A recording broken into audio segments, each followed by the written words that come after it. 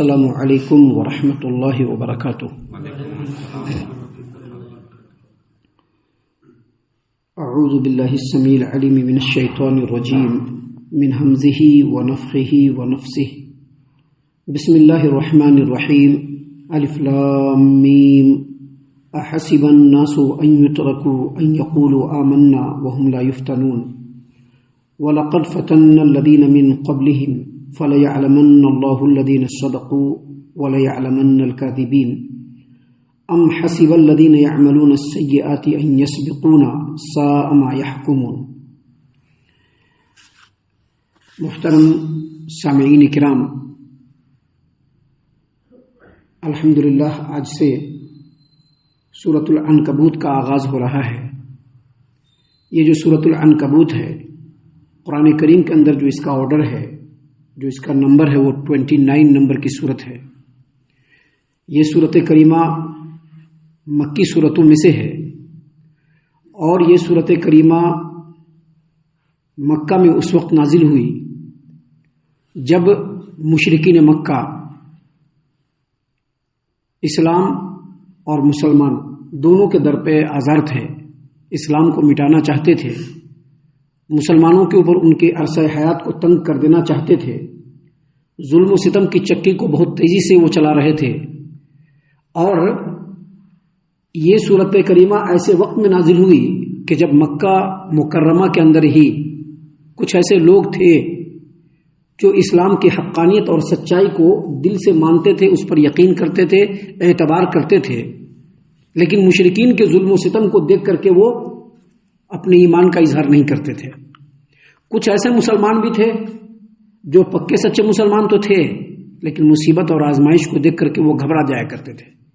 اور اس وقت مسلمانوں کا ایک ایسا طبقہ بھی تھا جو راسخ الایمان تھے، مضبوط اور پختہ ایمان والے تھے، اور جو اسلام اور ایمان کی راہ میں آنے والے تمام مصائب، تمام پریشانیوں، تمام مشکلات کو ہنستے ہوئے جھیلتے تھے، صبر کرتے تھے، برداشت کرتے تھے۔ اس صورت کریمہ کے ذریعے سے اور جو آیات ابھی آپ کے سامنے پڑھی گئی ہے، ان آیات کے ذریعے سے اللہ تبارک و تعالیٰ نے تمام لوگوں کو متنبہ کیا، آگاہ کیا، اور یہ بتلایا کہ اگر ایمان لائے ہو، اسلام قبول کیے ہو، تو آزمائش تو آئے گی ہی۔ سامعین کرام، آج کے ڈیٹ میں کیا ہوتا ہے، مصیبت اور آزمائش کو دیکھ کر کے مسلمان چاہے وہ انفرادی ہو یا اجتماعی ہو، بہت ساری جگہوں پر کمپرمائز کر لے رہے ہیں، شرک و کفر کے دلدل میں پوری جماعت کو ڈھکیلنے کے لیے ریڈی ہیں۔ نام دیتے ہیں بھائی چارہ کا، نام کیا دیتے ہیں؟ بھائی چارہ کا نام دیتے ہیں، حسن سلوک کا، لیکن یہ حسن سلوک نہیں ہوتا ہے۔ جب آپ ایمان قبول کیا ہے، اسلام قبول کیا ہے، جب مسلمان بنے ہیں، نبی کریم صلی اللہ علیہ وسلم کی امت میں آئے ہیں، تو آزمائش تو آئے گی، آزمائش نہیں آئے گی ایسا ہو نہیں سکتا ہے۔ اللہ تبارک و تعالیٰ صرف یہ کہنے پر کہ ہم ایمان لے آئے ہیں اللہ چھوڑ دے گا، ایسا نہیں ہو سکتا ہے۔ دیکھیے سورت کریمہ کا آغاز ہے، اللہ تبارک و تعالیٰ نے سب سے پہلے فرمایا الف لام میم، یہ حروف مقطعات ہے۔ اس کے بارے میں اس سے پہلے کئی صورتوں کے اندر ہم نے اس کی تفسیر بتلائی ہے، اور یہ کہا ہے کہ یہ جو حروف مقطعات ہے، اس کے معنی اور مفہوم کو اللہ کے علاوہ کوئی نہیں جانتا ہے، اور اس طرح کے حروف مقطعات کو جو اللہ تبارک و تعالیٰ نے قرآن کریم میں نازل فرمایا ہے، اس کے پیچھے جو مقصد ہے وہ یہی ہے کہ تمام لوگوں کو معلوم چل جائے کہ یہ جو قرآن کریم ہے اللہ کا کتاب ہے، اللہ کی کتاب ہے، اور اس کے برابر کوئی لا نہیں سکتا ہے، اس کے چیلنج کو کوئی ایکسپٹ کر نہیں سکتا ہے۔ لہذا جب یہ اللہ کی کتاب ہے تو اس کے ایک ایک بات کے اوپر ایمان لانا ہے اور اس پر عمل کرنے کی کوشش کرنی ہے۔ تو سب سے پہلے اللہ تبارک و تعالیٰ نے فرمایا الف لام میم، اور اس کے بعد کہا احسب الناس ان يتركوا ان يقولوا آمنا وهم لا يفتنون، کیا لوگوں نے یہ سمجھ لیا ہے، لوگوں نے یہ خیال کر لیا ہے کہ صرف یہ کہنے سے کہ ہم ایمان لائے چھوڑ دیے جائیں گے،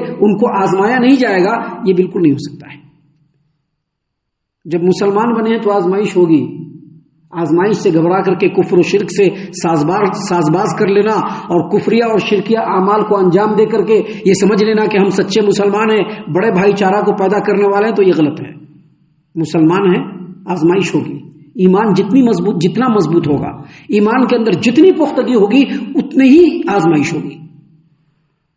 دیکھیے ایک حدیث ہے جس کو امام ترمذی اپنی جامع ترمذی ابواب الزہد حدیث نمبر 2398 پر روایت کیا ہے، نبی کریم صلی اللہ علیہ وسلم نے فرمایا اشد الناس بلاء الانبیاء، یعنی سب سے زیادہ آزمائش، سب سے زیادہ مصیبت، سب سے زیادہ آزمائش نبیوں کی ہوتی ہے، اور پھر کہا ثم الصالحون، اور پھر نیکوکار لوگوں کی آزمائش ہوتی ہے۔ اگر ابھی آزمائش آئی ہے تو گھبرانا نہیں چاہیے، کیونکہ آزمائش سے ہی اللہ تبارک و تعالیٰ خیر و برکت کی راہوں کو کھول دیتا ہے، آزمائش سے ہی اللہ تبارک و تعالیٰ درجات کو بلند فرما دیتا ہے، آزمائش سے ہی اللہ تبارک و تعالیٰ اپنے بندوں کو مقرب بنا لیتا ہے۔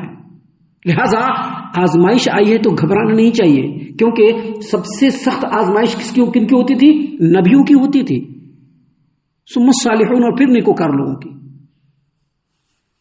قرآن و حدیث ہمارے سامنے بیان کیا گیا، اللہ کے باتوں کو بیان کیا گیا، نبی کی تعلیمات کو بیان کیا گیا، ہم نے سنا، سمجھا، غور کیا، یقین کر لیا کہ یہ صحیح ہے، لیکن پھر ڈر گئے کہ کہیں اس پر عمل کریں گے تو پورا سماج ہمارے خلاف نہ ہو جائے۔ یہ آزمائش سے بھاگنا ہوا، یہ آزمائش سے بھاگنا ہوا، یہ آزمائش کے اوپر چلنا نہیں ہوا، یہ آزمائش سے بھاگنا ہوا۔ کیونکہ جب ہم نبی کی بات پر یقین کریں گے اور اللہ اور اس کے رسول پر ایمان لائیں گے اور اس پر عمل کرنے کی کوشش کریں گے ان کی باتوں کے اوپر، تو یقیناً آزمائش آئے گی، کیونکہ سب سے سخت آزمائش کن کی ہوتی تھی؟ نبیوں کی، پھر نیکوکار لوگوں کی، اور پھر جو نیکی میں ان کے مثل ہو ان کی آزمائش ہوگی، اور پھر نبی کریم صلی اللہ علیہ وسلم نے فرمایا یبتلی الرجل علی حسب دینہ، لوگوں کو ان کے دین کے حساب سے اللہ آزماتا ہے۔ ان کان فی دینہ صلابۃ زید فی بلائہ، اگر دین مضبوط ہوگا اللہ آزمائش کو بھی مضبوطی سے لے گا۔ تو آزمائش سے گھبرانا نہیں چاہیے۔ اللہ تبارک و تعالیٰ نے اسی بات کو یہاں پر بیان فرمایا ہے، احسب الناس ان یترکوا ان یقولوا آمنا وهم لا یفتنون، کیا لوگوں نے یہ خیال کر لیا ہے کہ صرف یہ کہنے سے کہ ہم ایمان لے آئے چھوڑ دیے جائیں گے؟ نہیں چھوڑے جائیں گے، ان کو آزمایا جائے گا۔ صحیح البخاری کتاب المناقب کی روایت ہے، سیدنا خباب بن ارت رضی اللہ عنہ اس حدیث کے راوی ہیں، وہ کہتے ہیں کہ ایک دن ہم لوگ نبی کریم صلی اللہ علیہ وسلم کے پاس میں گیا، نبی کریم صلی اللہ علیہ وسلم کعبہ کے دیوار کے سائے میں چادر پہ ٹیک لگا کر کے، تکیہ لگا کر کے بیٹھے ہوئے تھے۔ ہم نے کہا کہ اللہ کے رسول صلی اللہ علیہ وسلم ہمارے لیے دعا کر دیجئے، کیونکہ کفار و مشرکین بہت زیادہ ستا رہے، بہت زیادہ۔ خباب بن ارت رضی اللہ عنہ مکہ کے رہنے والے، اور مکہ کے لوگ ہی ستا رہے ہیں، باہر کے لوگ نہیں ستا رہے، باہر کا آدمی آ کر کے نہیں ستا رہا ہے، مکہ کے لوگ ہی ستا رہے ہیں، جو اپنے ہیں، جن کے ساتھ اٹھنا بیٹھنا ہے، جن کو دیکھ رہے ہیں، جن سے لین دین ہے، جن سے کاروبار ہے، وہ لوگ ستا رہے ہیں۔ کہا کہ اللہ کے رسول صلی اللہ علیہ وسلم آپ اللہ کے سچے نبی ہے، دعا کر دیجئے، لوگوں کو پریشان کر رہے ہیں۔ نبی کریم صلی اللہ علیہ وسلم تکیہ لگا کر کے، ٹیک لگا کے بیٹھے تھے، سیدھے بیٹھ گئے اور ناراض ہو گئے اور کہا کہ تم سے پہلے جو لوگ گزرے، جو سچے دین پر تھے، ان کو ان کے دین کے آزمائش میں لوہے کا کنگھا ان کے کندھوں، ان کے پٹھوں، ان کے اعصاب اور گوشت کے اندر ڈال کر کے ان کو کھینچ دیا جاتا تھا آزمائش میں، لیکن وہ لوگ اپنے سچے دین سے نہیں پھرتے تھے۔ ان کے سروں پر آرا رکھ کر کے 2 ٹکڑے کر دیا جاتا تھا، لیکن وہ لوگ دین سے نہیں پھرتے تھے۔ تم لوگوں کے پاس تو کچھ بھی نہیں، اللہ اپنے کام کو پورا کرے گا۔ لہذا یہاں پر مسلمانوں کو، ایمان والوں کو یہ سمجھ لینا چاہیے کہ اگر ہم ایمان لائے ہیں تو اللہ تبارک و تعالیٰ آزمائے گا۔ کیوں آزمائے گا اللہ تبارک و تعالیٰ؟ آگے اللہ نے فرمایا وَلَقَدْ فَتَنَّا الَّذِينَ مِن قَبْلِهِمْ فَلَيَعْلَمَنَّ اللَّهُ الَّذِينَ صَدَقُوا وَلَيَعْلَمَنَّ الْكَاذِبِينَ، اس لیے اللہ آزمائے گا کہ اللہ ان سے پہلے لوگوں کو بھی آزما چکا ہے۔ ابھی ہم سے پہلے جو لوگ گزرے ان کو بھی اللہ آزما چکا ہے، صحابہ کرام سے پہلے جو لوگ گزرے اللہ تعالیٰ ان کو بھی آزما چکا ہے۔ اللہ نے فرمایا وَلَقَدْ فَتَنَّا الَّذِينَ مِن قَبْلِهِمْ، اور جو لوگ ان سے پہلے گزر چکے ہم نے ان کو بھی آزمایا تھا، یقیناً آزمایا تھا۔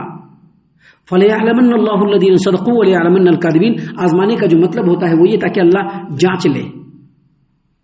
حالانکہ اللہ کو تو سب معلوم ہے، اللہ تو سب چیز جان رہا ہے، لیکن یہاں پر شہادت دینا ہے، گواہی دینا ہے کہ اللہ تمام لوگوں کے سامنے یہ جانچنا چاہتا ہے کہ کون جو ہے وہ سچا ہے اپنے دین میں، اپنے ایمان میں، اور کون جھوٹا ہے۔ وہ ایسے یہ پتا چلا کہ آزمائش تو آئے گی ہی، اگر مسلمان بنے ہیں، ایمان قبول کیے ہیں، اسلام میں آئے ہیں تو آزمائش ہوگی. آزمائش سے بھاگیں گے اس کا مطلب ہے کہ ہم اسلام اور ایمان سے بھاگ رہے ہیں. آزمائش ہوگی، لیکن اسی آزمائش میں اللہ تعالیٰ خیر کے رستوں کو کھول دے گا. مصیبتیں آئیں گی لیکن اللہ تبارک و تعالیٰ اسی میں خیر کے دروازوں کو کھول دے گا اللہ تعالیٰ. اور اس کے بعد اللہ تبارک و تعالیٰ نے فرمایا ام حسب الذین یعملون السیئات ان یسبقونا ساء ما یحکمون، کیا وہ لوگ جو برائی والے اعمال انجام دیتے ہیں وہ یہ سمجھے ہوئے ہیں کہ وہ ہمارے قابو سے نکل جائیں گے؟ بہت ہی برا فیصلہ کر رہے ہیں. کیا مطلب اس کا؟ مطلب جو ایمان والے ہیں ان کو تو اللہ آزمائے گا ہی، لیکن جو ایمان قبول نہیں کیے ہیں، جو ایمان اور اسلام سے بھاگ رہے ہیں، جو دین پر عمل کرنے سے بھاگ رہے ہیں، جو شریعت پر عمل کرنے سے بھاگ رہے ہیں، وہ یہ نہ سمجھے کہ اللہ تعالیٰ ان کو چھوڑ دے گا. ان کو اللہ تعالیٰ جس عذاب میں اور جس مصیبت میں گرفتار فرمائے گا وہ ان کی آزمائش سے بھی زیادہ سخت ہوگا، جس سے وہ نکل نہیں سکیں گے. اسی چیز کو اللہ نے فرمایا کہ ام حسب الذین یعملون السیئات ان یسبقونا، کیا وہ لوگ ان یسبقونا، کیا وہ لوگ جو برے کام کرتے ہیں، ایمان نہیں لاتے ہیں، شریعت پر عمل نہیں کرتے ہیں، کیا ان لوگوں نے یہ سمجھ لیا ہے کہ وہ ہم سے بچ کر کے نکل جائیں گے؟ یعنی وہ ہم کو پیچھے چھوڑ دیں گے، ان کو مصیبت نہیں آئے گی، ان کو عذاب آئے گا، ان کو بھی سزا ملے گی، لیکن ان کی سزا مومنوں سے زیادہ سخت ہوگی. اور اللہ نے فرمایا ساء ما یحکمون، یہ جو فیصلہ کر رہے ہیں بہت برا فیصلہ کر رہے ہیں. آزمائش میں تو سب کو پڑنا ہے. سامعین کرام، آگے اللہ تبارک و تعالیٰ نے اور بھی باتیں بیان کی ہیں جو ان باتوں کی وضاحت میں ہیں، جس کو انشاءاللہ کل ہم آپ کے درس میں پیش کریں گے. کل ہم آپ کے سامنے درس قرآن کے اندر پیش کریں گے. ہم اللہ سے دعا کرتے ہیں کہ اللہ تعالیٰ ہم تمام کو ان باتوں کے اوپر خوب غور و فکر اور تدبر کرنے کے ساتھ ساتھ ان باتوں پر عمل کرنے کی بھی توفیق عنایت فرمائے. آمین. اللہ تعالیٰ ہم تمام کو صحیح معنوں میں پکا سچا مومن مسلمان بنائے. اللہ اور اس کے رسول صلی اللہ علیہ وسلم کی اطاعت و فرما برداری کرنے کی توفیق عطا فرمائے. صحابہ کرام رضی اللہ عنہم کے اسوہ حسنہ پر چلنے کی توفیق عطا فرمائے. جنت الفردوس میں جگہ عطا فرمائے. اے اللہ ہم تمام کو جہنم سے پناہ دے. اے رب العالمین ہم تمام کو جہنم سے پناہ دے. اے مالک الملک ہم تمام کو جہنم سے پناہ دے. آمین یا رب العالمین. وما علینا الا البلاغ المبین. تبارك الذي نزل الفرقان على عبده ليكون للعالمين نذيرا.